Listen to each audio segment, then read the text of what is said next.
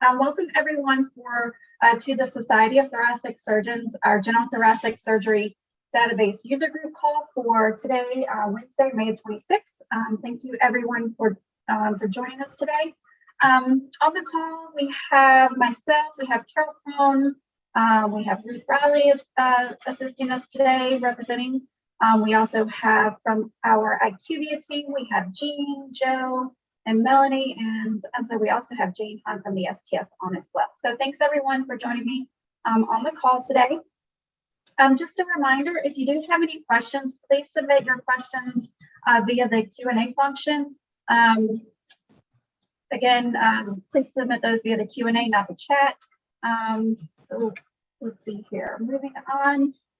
In terms of the agenda, I will just cover our STS updates, and then I'll turn things over to our IQVIA team for their updates and presentation. And then at the end, we'll turn everything over to you all for user feedback. If you have any questions, again, please enter those into the Q&A. If you have any questions related to support, if you have a ticket out there, if you could please include your ticket number in your question. That way, Jean and her team can look into that while we're working through the questions. That would be greatly appreciated.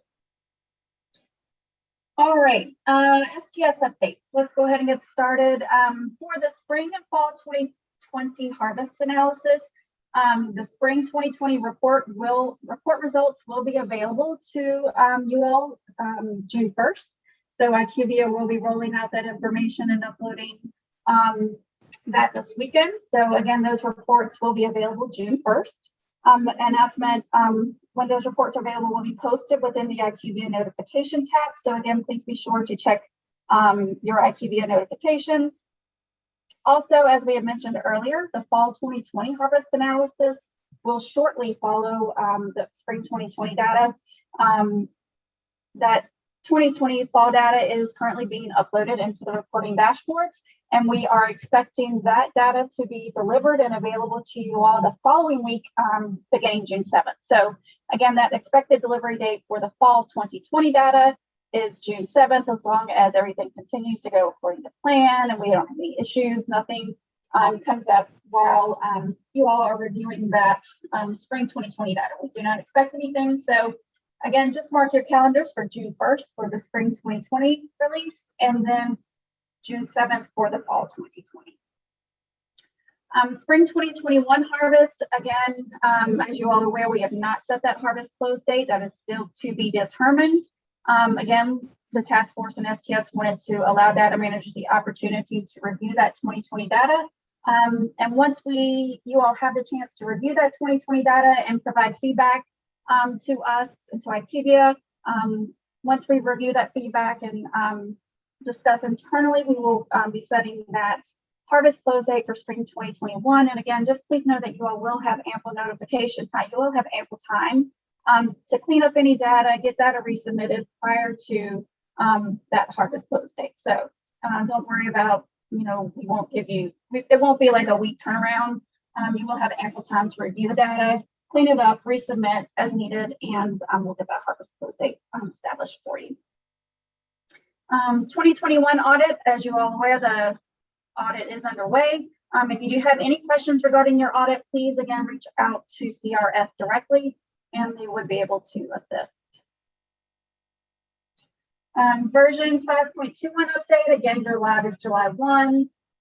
As I mentioned on our last call, the webinar, our third webinars were completed and they are recorded and posted out on the STS webinars page if you would like to go back and review those. The 5.21 data collection form, the near draft version, is posted on the STS website. I will be posting the final version next month, and that will be posted a few weeks out prior to the go live, the July 1 go live date. So again, that draft will be posted a few weeks prior to that go live date. Training manual development continues. I would like to give a shout out to Carol Crone, Katie Lothrop, Melissa Clark, Katie Finley, and for all of the core group team for your hard work on getting this training manual created. They put in countless hours into revamping this, the training manual formatting, getting definitions in there. So again, just a special shout out to that group for working extremely hard and putting in a lot of hours to get that training manual ready for you all. Also, in regards to 5.21, vendor certification is underway. So if you have any questions about whether your vendor is in the process of getting certified, please again reach out to your vendor directly, and they will be able to let you know where they are in the vendor certification process. AQO 2021, our Advances in Quality and Outcomes Data Managers meeting, again, is virtual this year. The dates for AQO are October 12th through the 15th. The general thoracic session will be held on Wednesday, October the 13th. And as you are aware, abstracts are now being accepted. So please, we really do encourage you to submit abstracts for general thoracic. Again, last year we did not have any general thoracic abstracts. So I'm really, really hoping that we do get some submissions this year. If you would like a review on how to helpful tips for creating your abstract, Patty Toyer gave an excellent presentation on April the 14th. So please go out and review that recording and listen to Patty's presentation for helpful tips on creating your abstract. And the deadline for submissions, abstract submissions, is Friday, June 18th at 11:59 p.m. Eastern Time. And as we've stated, registration for data managers for AQO this year is free. In order to be eligible for that free registration, data managers must be listed as a contact on your site's participation agreement. If you're not sure if your staff is listed as a contact and you need to confirm, please email us at stsdb@sts.org and we can verify that for you. If you know of someone that is not on your agreement and you need to get them added, the primary data and file contact for your site must add them by adding their information to a participant contact form and submitting that. And again, anyone that is being added, that participant contact form must be submitted by your primary data and file contact. I've also included a link to the database participant and platform roles if you need a description. That information is also out on the STS website. In terms of AQO, we are having our most popular session is our What Data Managers Want to Know session. So prior to AQO this year, if you all have a question that you'd like to be addressed by our panel, I would like you all to submit your questions.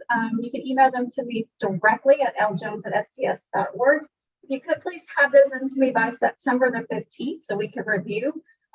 Obviously, we won't be able to address every single question, but if you have a tricky question or there's something, a little challenging that you think that you would like the panel to address, again, please email those to me at ljones@sts.org by September 15th. So it can be addressed by our panel, and our panel consists of STS staff. It also consists of our surgeon core group leader, our surgeon leaders, as well as some of our core group team. So again, we really do encourage you to submit those questions for our What Data Managers Want to Know session. All right, and also I wanted to give a special shout out to the STS Education Department. STS Education has released the STS Cardiothoracic Surgery ebook. I just wanted to give a quick blurb, share some information about what this ebook consists of. The STS Cardiothoracic Surgery ebook is the most complete and authoritative online resource for cardiothoracic surgical information in the world. It provides a rich multimedia educational experience that includes regularly updated content in cardiac surgery, adult and pediatric cardiac and general thoracic surgery, totaling over 350 chapters. The ebook also includes over 780 hand-drawn, high-quality medical illustrations and over 25,000 evidence-based references. Also includes photographs, tables, and relevant surgical videos, accessible obviously 24/7 via web, and also there is a mobile app available. So I do encourage you all to reach out and learn more about the ebook at sts.org/ebook. If you have any questions, again, reach out to us via that website. There are also institutional pricing available as well as individual pricing. And again, there is pricing for both STS members and non-members. So I really do encourage you all to check this out. I've been looking through it as an absolutely phenomenal resource. So I would hope you would share that information with your institution and look into this, the STS book.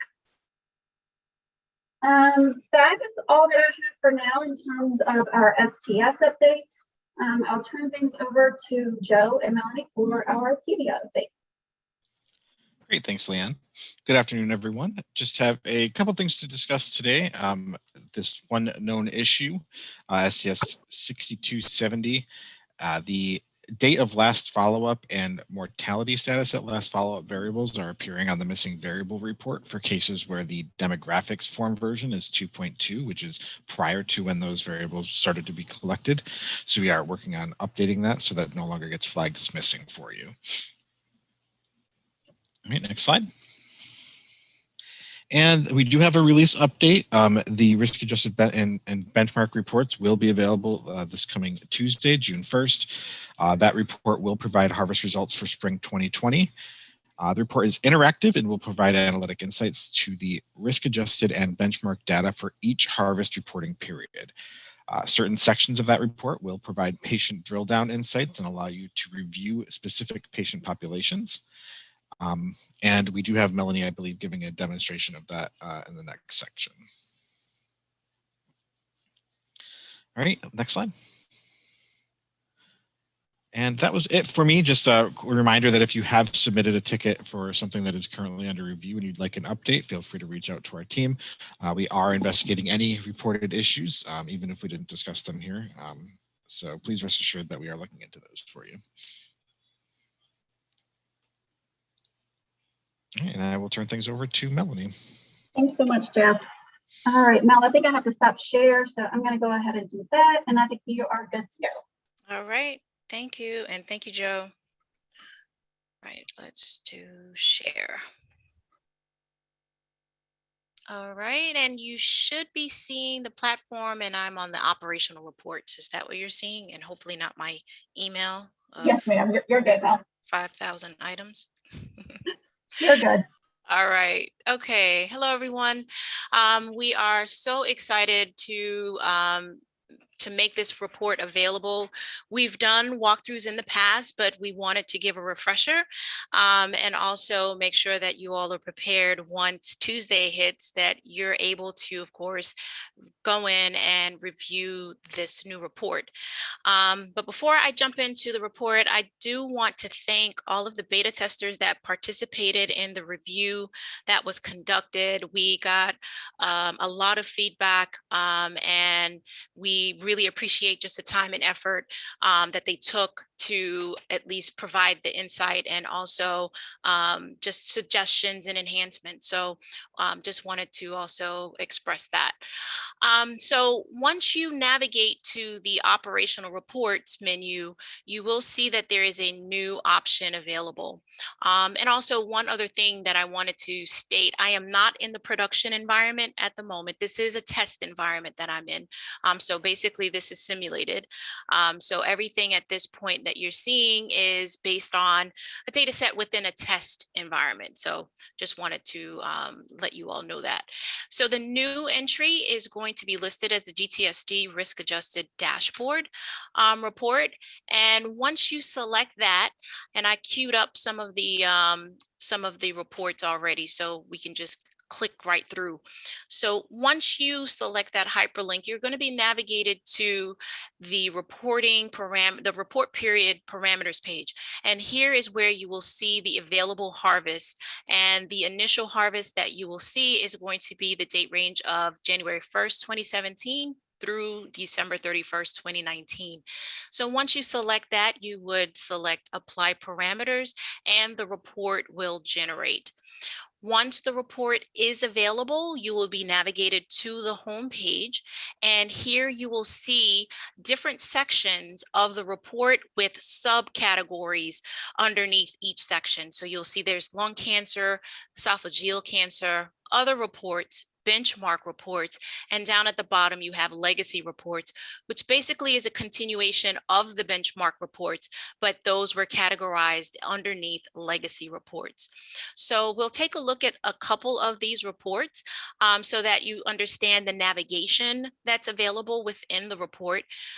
We will have an overview document that will be posted to the library so that you're able to use that as reference. And also there will be a companion overview that basically had the same front matter that you had available in your historical reports. That also will be available for reference to give the context of the different report sections. And so that overview will be posted to the library also for your reference. Okay, so this very first page is always going to be called your home page. And then when we navigate into other reports that have subcategories within those reports, you will see that there will be an additional header that's going to be available for navigation for your benchmark report. So I'll show you that navigation also. So if we were to just take a look at let's start off with the lobectomy STS-NIS compare report. Once you select that, you'll be navigated to the report. And what I want to point out, which is available on each report, is this home page icon. This is the icon that will allow you to navigate back to the home page. You do not need to use the browser navigation tools. You would use this internal home page, and once you select that, it will bring you right back to the home page. Okay, so always keep that in mind, because we always would get questions in regards to the how we would navigate within the reports. So going back to the STS-NIS, you'll notice within this report, you will have a tabular section for review, and on the bottom portion, you will have graphs.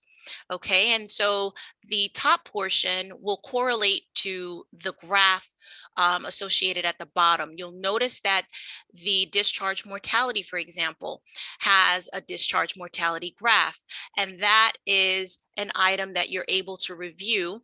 And you'll see that there is a slider at the very bottom. I'm just pointing to it here. You'll see that there is a circle that you can actually grab, and you can zoom in on the specific area where the plots are located. And so that navigation is available with all of the graphs that are throughout the reports.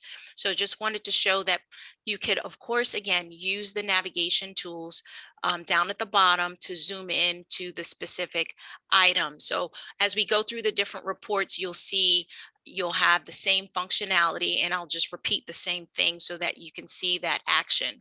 So let's go back to the home page, and let's take a look at the composite rating. And here again, you'll have the top section, which will be your tabular section. And at the bottom, if you scroll down, you will have the associated graph. And again, you will have the ability to do the zoom within that section on those graphs.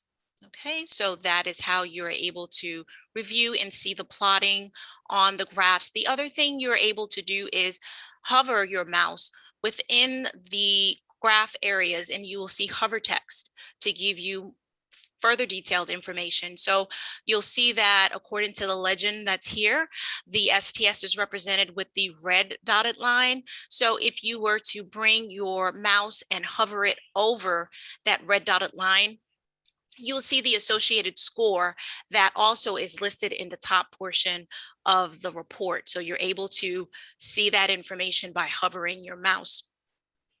Okay, so let's just scroll back up. Let's go back to the home page, and let's take a look at the details related to the lobectomy composite ratings. Okay, and here you'll notice that you'll have that summary overview. And here you'll also see that there is a highlight or shading of blue, hyperlink blue. And this is to indicate that you are able to select that actual cell, and you will be able to drill down into those results. Okay, so as soon as you were to select that actual cell, you will see the results down here at the bottom. Okay, so any one of the items that has an actual value result, you will see that information down below. The other thing that I wanted to point out is that you are able to, if required, you're able to export that list. So if you have a list that you want to dig in further and you want to pull that into Excel, you do have the ability to do that by right-clicking on the actual the report section, and you will get the menu options down below. And here you have an option where you can export, and usually you have the options to export to table, export table without formatting, and here, and usually for that capability, if you're using possibly a program that's outside of Microsoft Excel, you're able to use this functionality to do that. If you use this and you have Excel, it still will generate in Microsoft Excel, but you do have a specific option within the menu that will allow you to export to Excel. So just wanted you to see that capability.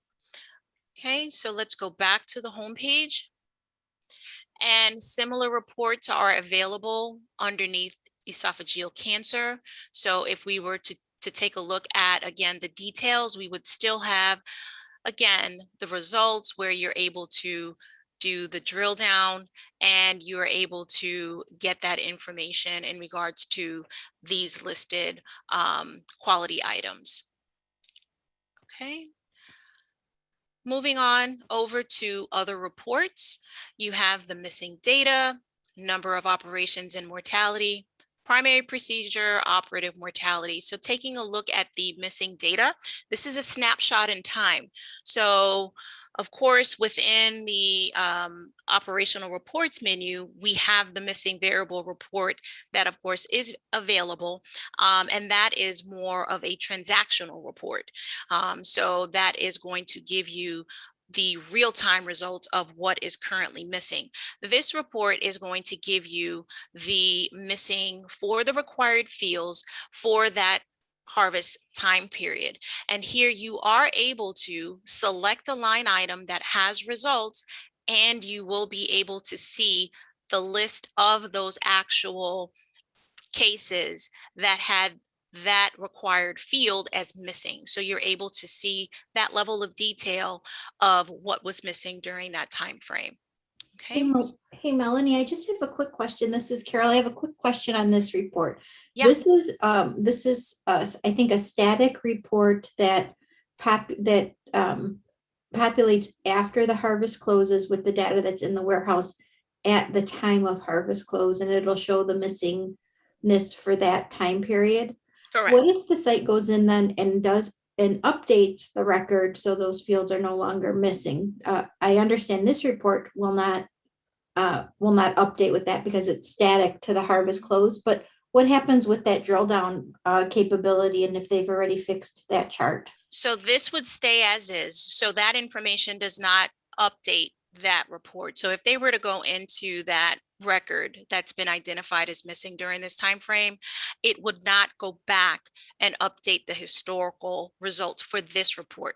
What would happen is if it was missing and they recently updated it and it was showing up previously on the real-time MVR report, then that report will basically show the current updates, and so that variable would no longer show up on the report or the case, because again, if you had more than one case that had that missing, so that report would get updated with the real-time update. Okay, yeah, this report's really nice because it shows what DCRI had at the time of analysis. So I think it's really helpful if they're looking for why they received a certain score or something like that. Correct. So that's really great. I'm glad you're providing it. Thanks. You're welcome. The other thing, as we go along, and we know that variables along the way will get retired and will no longer be collected. So we will add a note just to give a heads up if there are changes where a required field is no longer collected, or if there's a change, we will make sure that in this instance, you'll see that Zubrod score is no longer collected. So in this, we make sure that we added a note there. And then the variable, if there's a variable replacement, for this example, it's ECOG. So ECOG has been added to this so that we're capturing that information. So just a heads up in regards to just throughout the report, if there are changes like that, we will, of course, try to make sure to provide information along the way that you're able to see right there on the screen, the changes that are happening with variables. Okay, so let's take a look at the number of operations and mortality. Just wanted to point out on this one, and it's all operations, just to be clear. That was a question that did come up during the time when we were having the review with the beta testers. It is all operations, so you will be able to see a summary based on 12 months or 36 months, and you'll see that comparison against the STS. You are able to select the row and you will have drill down available for the last 36 months. So if you select the row, the results that will return at the bottom of the report will be based on the last 36 months. And again, you will be able to export that list if you needed to take a further look at those results. Same thing in regards to number of mortalities, number of eligible. You're able to select these actual rows and you will get results on those. You won't get results related to the mortality percent. You'll get counts or results based on the number. Okay, so anywhere you see number. All right, so just wanted to make sure that you're aware of that. And then you do have with the primary procedure and operative mortality, you'll have the summary of the procedures that are done, and you'll see it's categorized by organ system. And here you will be able to see the comparison of the incidences for the participant, the operative mortality by the participant, and then eligible by participant. And then of course the participant percentage. This information, more information in regards to this report would be available again within that overview documentation. And then of course you have the comparison against the STS. So you're able to do that. This does not have drill down capability. So just also want to call that out. We are looking at again, more further enhancements, but for this report, currently it does not have the drill down option. So I did want to make sure that I advise. Okay, let's take a look. I'll go into one of the benchmark reports. I'm trying to be very mindful of time, just in case if there's some questions. The benchmark reports, you are able to, of course, let's go in and let's just select thymectomy. Yeah, I guess. Go, Carol, me and my medical pronunciation. You said it, you did it right. Did I do it right? Yeah, you said it good. I've been using that that app that you told me about with the medical terminology pronunciation. Phonics with your phonics. All right, yeah.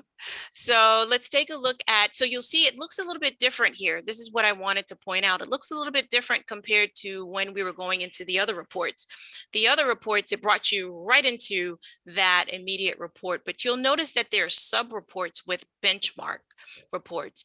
And so you'll have the different areas listed here. So here, when I select on demographics, now we're drilling down even further. And then you'll notice that up here, instead of us just having the home button for navigation, there's an additional navigation option, which is benchmarks. And the benchmarks option would basically bring you back to that previous view, right? So you can have all of your sub reports. You also can navigate between those sections by using the back and next buttons.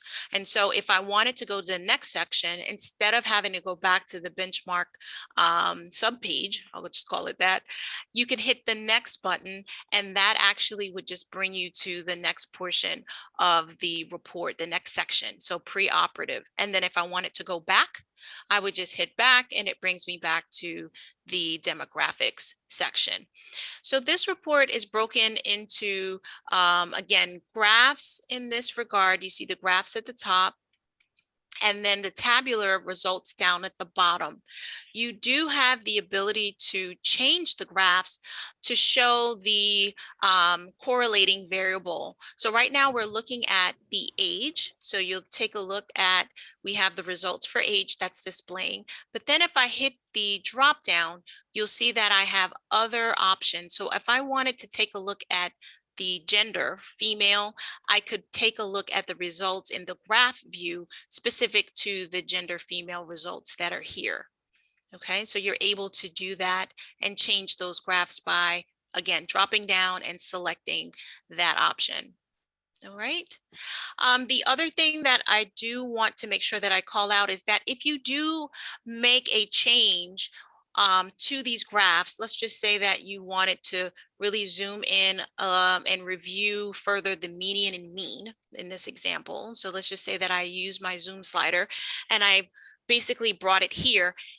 If I leave it in this current state and I go back to the home button and I leave it like that, and I decide to export the report. And this concept works across all areas within the report. That's why I want to make sure that I call it out. So if I leave it in that zoomed in manner, the export is going to take that zoomed in section for that report.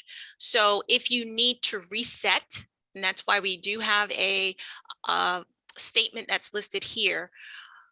Basically, if you refresh the browser, or if you even just refresh by clicking the apply parameters button again, that basically regenerates the report and it resets all of the graphs, all of the zooms will reset to the default. And then it basically will print at the default. But if there are specific graphs where you want to zoom in and you want it printed in that manner, you would leave it as it is and you would select the export report and it will basically present just as how you set the zoom. So hopefully that gives some insight on the printing. I will show the printed result in a few, but just wanted to call that out while it was right on the top of my mind. Okay, so just going back so that you can take a look. Again, here are the different sections. I'll take a look at the operative information. And again, if we wanted to take a look at the specific results that are available for a specific line item, you're able to, and this is within any of the benchmark sections of the report, you're able to select that cell and you're able to see the details, and this would give you the results of the patients that belong to the results in that selected cell. Okay, so you could do that within any of the sections within the benchmarks, select that cell, and then you can see details to get the actual drill down of all of the patients that belong to that. Okay, so let's go ahead and go back to the home page. And the legacy reports are, again, the continuation of benchmark reports. They're just labeled as legacy reports. So if you were to go in and let's say we'll do all lobectomies, you'll see that it's the same layout that we just saw, okay? Because these are, again, benchmarks. And again, feature functionality is the same. The layout is the same, where you're going to have the graph that will display at the top. And you do have zoom sliders that are available here. So if you wanted to zoom in specifically to here, you're able to use that zoom slider. And you're able to make sure that if that's how you would want the report to print, you would just leave it in this manner. And you would choose the option to export, and it exports all of the reports. Okay, it's not an individual report that gets printed. So again, down at the bottom, you'll have the results listed. And again, if you want to see the results for maybe in this instance, hypertension, we'll go ahead and select that cell, and you would select see details to then bring you to the results for that actual selected cell. Okay. All right, so going back to the home page, and just wanted to show you the printed results. So I've already generated the report. So you'll get a PDF version of the report. You do have an option to also export to PowerPoint. So I'll show that in a second. Here's the PDF result once it's generated. And so here are all of the different reports. And again, if there was any adjustment that was done on the graphs, it would pick up and keep those adjustments. But if you do not want the adjustments, you just want the default, always remember to refresh the browser or use the option where I showed you, you can just click apply parameters and that will regenerate the report. Okay, but let me make this a little bit bigger. Hold on, let's see. So you can see. And just a heads up also that if you do select the cell, if it was selected and you left and went back to the home page, it will print the results of the selected cell. So usually what we recommend, again, if you're sharing this with others, this does have patient ID and record ID that pulls onto the report. If you do select the cell, please know that if you have restrictions in regards to, especially with distributing this report, it does have it has 2 identifiers. So just keep in mind that you would make sure to deselect if that is not the intention to include that information. Okay. And so I think I will stop here. I'm just looking at time, just in case if we had questions that we needed to review. But let me just go back to the home page. And Mel, I think you just answered Peter's question. oh, okay, there was a question that came. I'm not seeing the Yeah, screen. Okay. Asked if there was an option to export all sections of the report in one PDF. Yes. Yep. That is this. This is going to give you that ability, the export report. And then I did not run it on this environment, but there is an option to export to PowerPoint. Okay, so here is that option, export to PowerPoint. But yep, just so everyone is aware, the frequent export is using, of course, this option, and it exports all of the report sections. As you saw in that other report, it was 99 pages for this one. Okay. And that feature is also available. Is that also available in Adult Cardiac? Is it for all? Yes. Okay. Yeah. So, it is. Yep. Okay. Yep. Export report. It is there. Same location. All right. All right. While you're here, I'm just going to go ahead and answer and ask questions while you're in the environment. That's fine. Kelly wanted to know if you can select more than one cell at a time and view all. You can. You are able to. Let me just go here. Actually, hold on, because the data that I pulled in here, it may have IDs, and just because I know we're recording, that's why I didn't select and then show. It has IDs, and I'm just being mindful. And again, this is a test environment, but just want to, let's see if I can show that.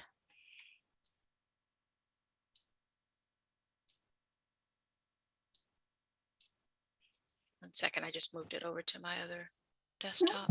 No worries.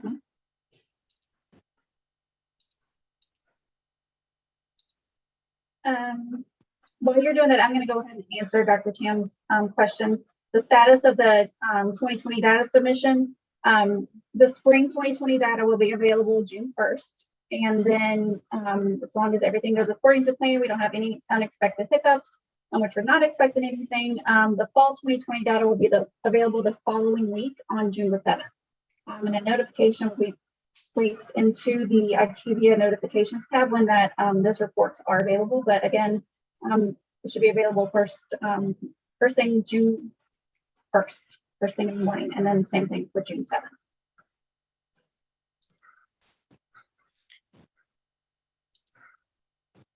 So within the I just tried the quality ratings. It does not allow you to do multiple select. It's single.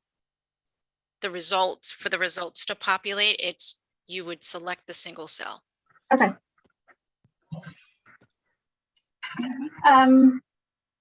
So Dr. Chairman, want to know what will the 2021 harvest resume after that? Where you can go ahead and submit data for the 2021 harvest. The spring 2021 harvest is underway, and we, do encourage everyone to continue to submit data. We haven't set that harvest close date for the spring 2021 harvest yet. We wanted to give everyone the opportunity to review that 2020 data prior to setting that close date. So again, we do encourage you to continue to submit that 2021 data. And we will establish a close date once everyone's had the opportunity to review that data and we are able to get feedback from the sites. Okay. Let me share one other thing, but within the benchmark reports, you can do multiple select. So do you see how I have gender, race documented, and Caucasian currently highlighted here? These are selected. It will give you the results for that when you select see details. Okay, so within the benchmark reports, you are able to do multiple select. Thank you, Mel.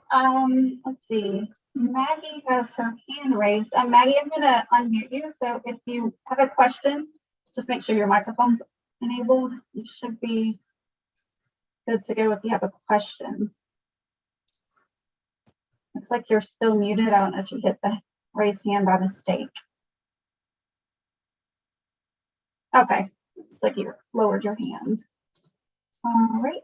I don't see any additional questions. While we're waiting for additional questions now, I'm going to share my screen and go through the remainder of these slides real quick. All right, I just stopped. Okay, let me go through these real quick and then we'll jump back to our questions. Can you see my screen? Yeah. Okay, perfect.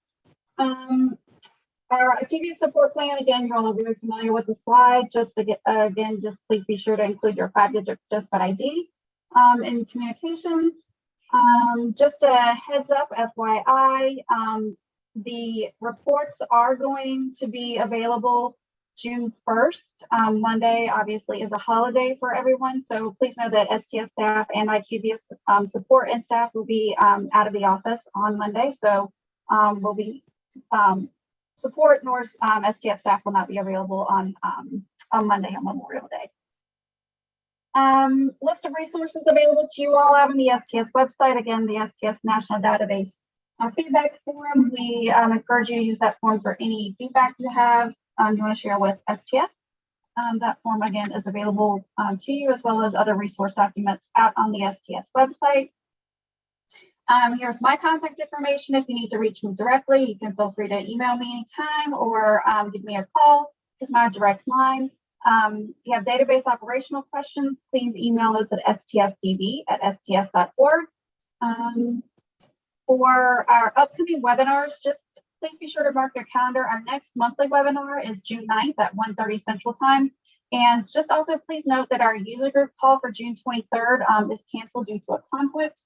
So again, just please note that our June 23rd user group call is canceled, and but we will still have that monthly webinar on June the 9th. So with that, that's all that I have from the STS side to cover. We'll get back to our questions. Oh, one other thing I did want to mention to you all, if you have any questions regarding general thoracic public reporting, our 2021 public reporting is still to be determined that date. If you have any questions, again, regarding general thoracic public reporting, please direct those to stsdb sts.org. Again, those questions should go to stsdb@sts.org. All right, let's get back to our questions. Barb has a question. What do we have to do to allow our surgeons to view risk-adjusted reports? Assume they'll need current user ID and passwords. Who do we contact to get those? Your surgeons actually should have received their usernames and passwords a while ago, which if they have not accessed that, I'm sure it's inactive or inactive right now. If your surgeons, if they're currently on your contract and they do not have access, please reach out to us at stsdb@sts.org. Is that, I'm having a memory lapse. Is that correct, Melanie? They should Yes. okay. Yep. Correct. So again, Barb, just reach out to us at stsdb@sts.org and include your participant ID and the specific surgeons that you would like to check on. All right, that's all. Is there anything else from the STS team or IQVIA side that I may have missed or that you wanted to share? Again, the spring 2020 reports will be posted or available for you all on on Tuesday, June 1st. We're really excited to get those out to you guys. IQVIA team has worked really hard to get those out. So, and we appreciate your patience while we work to get that data out to you. But we will be scheduling that 2021 harvest close once we do get feedback and you all are able to view reports. We need to get back on our regular rotation of our spring and fall harvest. So just keep that in mind. So once we get this data uploaded, just know after the harvest, we won't, excuse me, we won't have this long turnaround time. So we're really looking forward to getting back into our normal harvest groove. So just know that harvest close date information will be coming. I don't see any additional questions. It looks like we are right at the hour. Well, yeah, we've got about 10 more minutes left, but if we don't have any additional questions, I don't see anything. I don't think I see any hands raised. I guess we could go ahead and call it a day. I just wanted to thank you all for joining the webinar today. Again, just a reminder, these webinars are recorded and will be posted out on the STS webinars page. It'll probably take our education team a day, I would say by maybe Friday, but more likely maybe Tuesday of next week, the recording will be posted. So if you have any questions between now and then or maybe anything, please feel free to reach out to me directly. Just wanted to thank everyone from the STS side and IQVIA side. Thanks for joining today. So with that, I hope everyone has a great weekend, has a nice, safe weekend. Enjoy your family time, and I hope you guys are able to unplug and decompress, and I hope you all have a great weekend. Thanks, Leah, and you too. Great job, everybody. Thanks, guys. Bye. Have a great one. Bye-bye.